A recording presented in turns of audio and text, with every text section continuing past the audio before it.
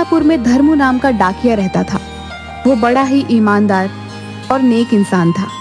गांव के सभी लोग उस पर बहुत भरोसा करते थे। गांव के जितने भी लोग थे सब धर्मू डाकिया से ही पत्र भेजते थे, क्योंकि वो समय पर पत्र पहुंचा देता था। अरे धर्मू भैया, कैसे हो? बढ़िया हूँ बहन, आप बताएं कैसी हैं? सब बढ़िया है भैया। आपने मेरे बेटे का पत्र मुझे समय से पहुंचाया था, बड़ी मदद मिली हमें। मेरी बहू को अभी बच्चा हुआ है, उन्हें मेरी जरूरत थी। अगर जल्दी से पत्र नहीं मिलता तो उन्हें बड़ी दिक्कत होती शहर में अकेले बच्चा संभालने में। धन्यवाद आपका। अरे बहन, ये तो मेरा फर्ज था, कोई बात नहीं। इतना कहकर धर्मू वहां से आगे चला जाता है। मीरा दीदी, आओ बाहर आओ, तुम्हारा पत्र ले आया हूँ। लाओ भैया, आपका बहुत बहुत धन्यवाद। मेरे पति इतनी दूर फौज में काम करते हैं, अगर तुम ना होते तो मैं कैसे उन तक अपना पत्र भेजती और कैसे उनके पत्र मुझे मिल पाते। अरे दीदी, यही तो मेरा काम है। जो अपने परिवार से दूर रहे हों उनको पत्र के जरिए मिलाना। धन्यवाद भैया। उसके गांव में एक सुरेश नाम का आदमी रहता था। सुरेश भी धर्मू को जानता था, पर उसने कभी भी किसी को कोई पत्र नहीं भेजा था। एक दिन सुरेश बहुत ही दुखी था, क्योंकि उसकी माँ बहुत बीमार थी और शहर के सरकारी अस्पताल में एडमिट थी। वो बहुत दुखी होकर पेड़ की छांव में अकेला बैठा हुआ था। तभी वहां से धर्मू गुजरा। क्या हुआ सुरेश भाई? कुछ नहीं धर्मू भैया, माँ बहुत बीमार है और शहर में एडमिट है। मेरी बीवी उनके साथ वहीं है। फसल कटने वाली है, इसलिए मैं नहीं जा सकता, वरना इलाज के लिए पैसा कहाँ से आएगा। मैं अपनी माँ के लिए एक पत्र लिखना चाहता हूँ, पर मैं कैसे लिखूं? मुझे लिखना पढ़ना तो आता नहीं है। अरे तो तुम परेशान क्यों हो? मैं हूं ना, मैं तुम्हारी मदद करता हूँ। रुको, मैं अभी वापस आता हूँ और तुम्हारा पत्र लिखवाता हूँ। इतना बोलकर धर्मू वहां से चला गया, क्योंकि उसे एक दो पत्र बहुत जल्दी में पहुंचाने थे। सुरेश वहीं पर बैठकर धर्मू डाकिया का इंतजार कर रहा था। कुछ ही समय में धर्मू वापस आ जाता है। अरे आप आ गए धर्मू भैया? हाँ, चलो अब मिलकर तुम्हारी माँ के लिए पत्र लिखते हैं। सुरेश ने साथ में अपनी माँ के लिए कुछ पैसे भी भेजे। सारा पत्र तो धर्मू डाकिया ने लिखा था, पर पत्र कहाँ भेजना है वो पता सुरेश ने लिखा था। ये लो भाई, तुम्हारा पत्र तैयार है और मैंने पैसे भी रख दिए हैं। 2-3 दिन के अंदर ये तुम्हारी माँ तक पहुंच जाएगा। मैं पूरी कोशिश करूंगा कि उन्हें ये जल्द से जल्द मिल जाए। आपका बहुत बहुत धन्यवाद भैया। फिर सभी अपना अपना काम करने लगे। पत्र को भेजते हुए अब 1 हफ्ता हो गया था। एक दिन अचानक से सुरेश धर्मू के दफ्तर में आता है। वो बहुत गुस्से में लग रहा था। अरे क्या हुआ सुरेश, इतने गुस्से में क्यों हो? धर्मू भैया, मुझे पता चला है कि मेरी माँ का पत्र अभी तक नहीं पहुँच पाया। मुझे आपसे ऐसी उम्मीद नहीं थी। आपने मुझे बेवकूफ बनाया। मैंने आप पर भरोसा करके पैसे दिए थे। आपने मुझे अनपढ़ गरीब के साथ ठीक नहीं किया। ये सुनकर धर्मू डाकिया दंग रह गया। अरे अब नहीं भैया, मैंने ऐसा कुछ भी नहीं किया। आपको कोई गलतफहमी हो रही है। सुरेश धर्मू की आगे की बात सुने बिना ही अपनी आंसुओं को पोंछते हुए वहां से चला गया। अगले दिन गांव के सरपंच सुबह सुबह ही धर्मू डाकिया के घर पहुंच जाते हैं। अरे धर्मू, तुमने क्या किया भाई? हैं? हमारा इतने सालों का भरोसा तुमने तोड़ दिया, वो भी थोड़े से पैसे के लिए। क्या सरपंच जी, आप ऐसा कैसे बोल सकते हैं? ऐसा कुछ भी नहीं हुआ। मैंने तो अपनी तरफ से पत्र आगे पहुंचा दिया था और यह भी कहा था कि इसे जल्दी से जल्दी पहुंचाना है। मैं नहीं समझ पा रहा हूं कि आखिर हुआ क्या। तो फिर सुरेश की माँ का पत्र और पैसे कहाँ गए भैया? अगर तुमने कुछ नहीं किया तो? मुझे खुद भी नहीं पता कि आखिर हुआ क्या है। आप मुझे एक मौका दीजिए, मैं पता करता हूं कि आखिर हुआ क्या है। हमें कुछ नहीं सुनना है। हाँ बस, तुम्हारी ये गलती माफ नहीं की जा सकती है। तुम्हें अब हम गांव में काम नहीं करने देंगे। हमें अब दूसरा डाकिया चाहिए। धर्मू सरपंच की बात सुनकर एकदम से दंग रह जाता है और कुछ भी नहीं बोल पाता। सरपंच वहां से गुस्से में चले जाते हैं। आप तो जानते हैं ना प्रभु, मैंने ऐसा कुछ नहीं किया। न जाने मैं कैसे साबित करूंगा कि मैंने ये सब नहीं किया है। भैया जरा कुछ राशन दे दो। अरे जाओ जाओ, हम नहीं देते ऐसे धोखेबाजों को राशन, हमें माफ करो भैया। धर्मू ये बात सुनकर बहुत दुखी होता है। भैया मैं सालों से तुम्हारे यहाँ से ही राशन लेता आया हूँ और आज तुम ऐसा कह रहे हो। अरे सालों से हमें तुम्हारा असली चेहरा भी तो नहीं दिखा था ना भैया। दिखा होता तो कभी अपनी दुकान पर खड़ा ही नहीं होने देते हम। हाँ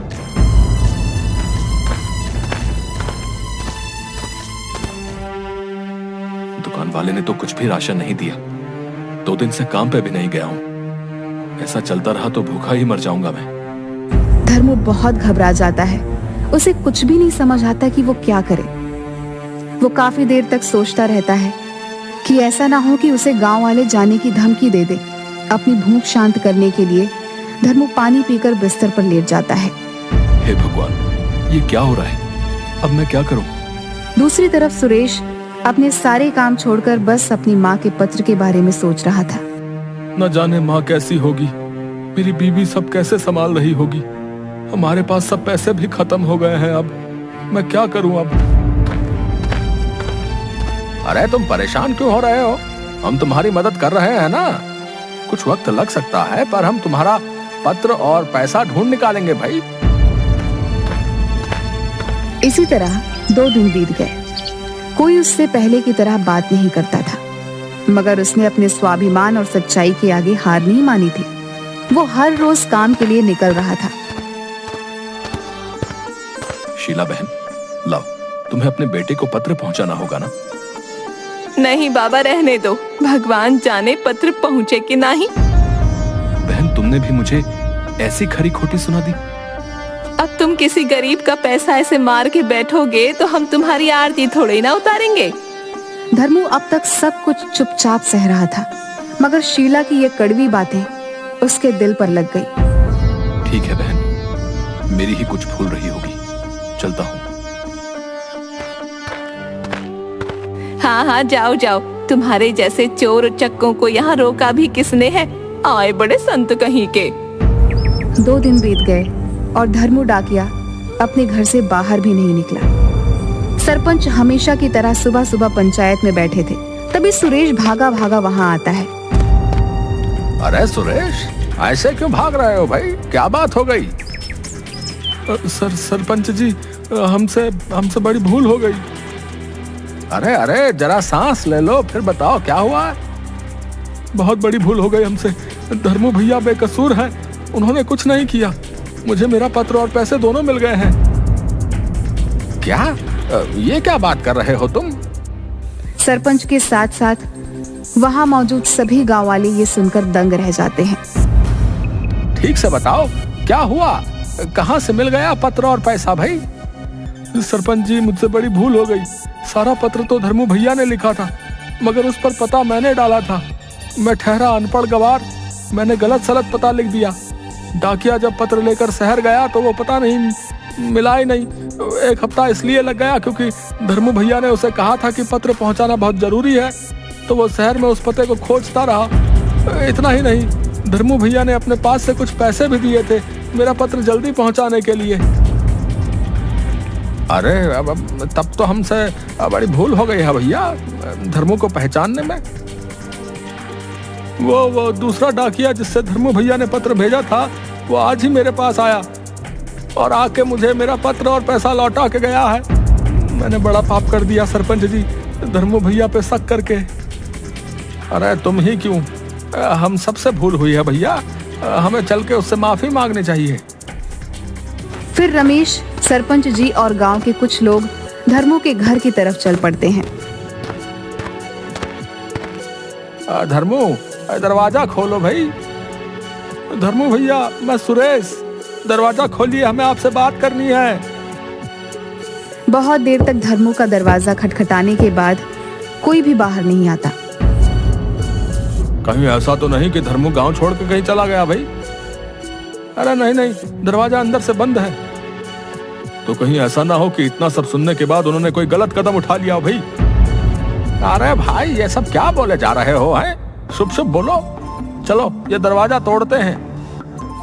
गांव वाले मिलकर दरवाजा तोड़ देते हैं। अंदर की हालत देखकर सब दंग रह जाते हैं। घर में जरा सा भी उजाला नहीं था। सारे खिड़की दरवाजे बंद थे। धर्मू डाकिया अपने पलंग पर बेहोश लेटा हुआ था। उसने इतना शोर सुनकर भी धीरे से आंखें खोली। अरे भैया, ये आपने अपना क्या हाल बना लिया है? मुझे माफ कर दो।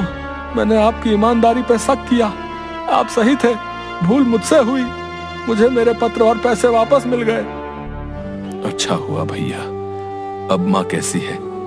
धर्मू की बात सुनकर सुरेश की आंखों में आंसू आ गए। उसने धर्मू की हथेली पकड़ ली और माफी मांगने लगा। धर्मू, तुमने अपना ये क्या हाल कर लिया है भाई?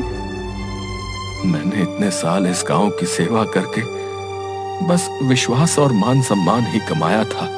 मैं उसे ऐसे टूटा हुआ देखकर खुद भी टूट गया, इसलिए मेरी ये हालत हो गई। अब हम सबको माफ कर दो धर्मू। हमें तुम्हारे साथ ऐसा व्यवहार नहीं करना चाहिए था। हमसे भूल हो गई भाई। कोई बात नहीं, मैंने आप सबको माफ कर दिया है। आप परेशान ना हो। और हाँ, मेरा एक काम जरा जल्दी से कर दो। अब कौन सा काम? मीरा दीदी है ना, जिनके पति फौज में है। देखो, मैंने उधर उनके पति के नाम से एक पत्र लिख के रखा है, जरा उन तक पहुंचा दो। सब लोग धर्मू की बात सुनकर हैरान हो जाते हैं।